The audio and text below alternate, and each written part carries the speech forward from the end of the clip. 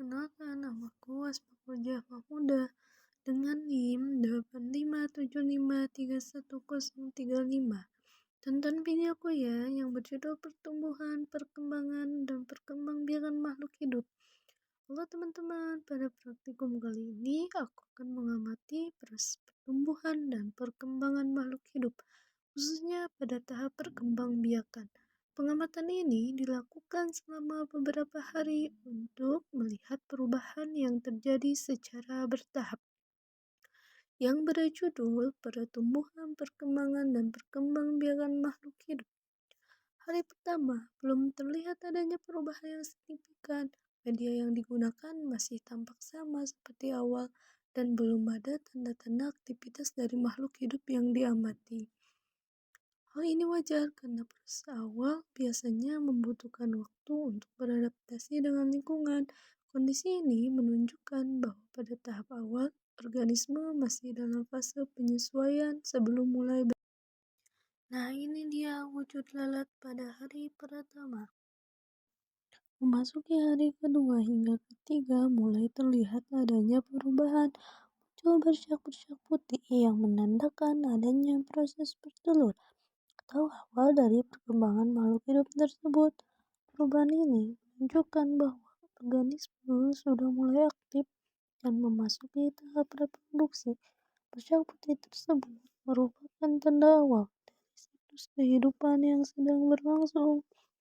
Pada tahap ini, lingkungan seperti suhu, kelembaban, dan ketersediaan makanan sangat mempengaruhi proses perkembangan. Nah, ini dia wujud lalat pada hari ketiga dan keempat.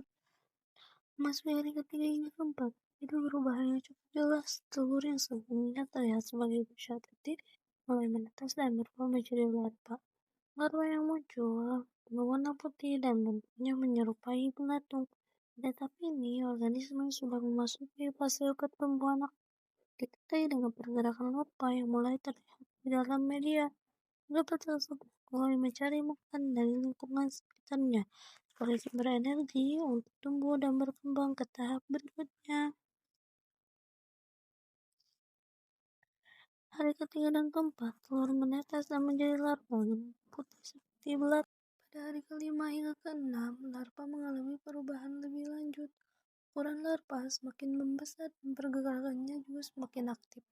Selain itu, larva mulai menunjukkan tanda-tanda akan memasuki fase berikutnya, yaitu fase pupa.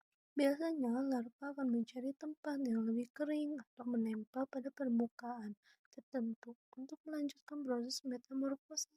Pada tahap ini, kebutuhan makanan masih cukup tinggi karena larva sedang dalam masa pertumbuhan pesat sebelum berubah bentuk. Nah, sudah terlihat bahwa kapas mulai berubah berwarna kecoklatan.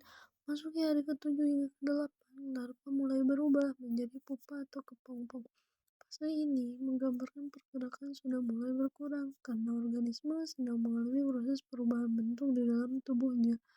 Fase pupa merupakan tahap penting dalam metamorfosis, karena di dalam fase ini terjadi perubahan struktur tubuh dari larva menjadi bentuk dewasa.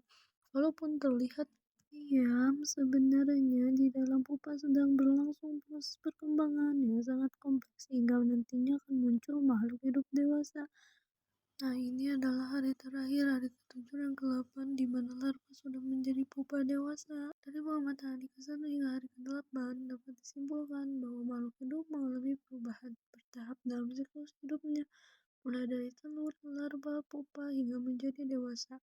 Proses ini menunjukkan bahwa setiap makhluk hidup memiliki cara berkembang biak dan tumbuh yang berbeda-beda. Namun, semuanya melalui tahapan yang teratur.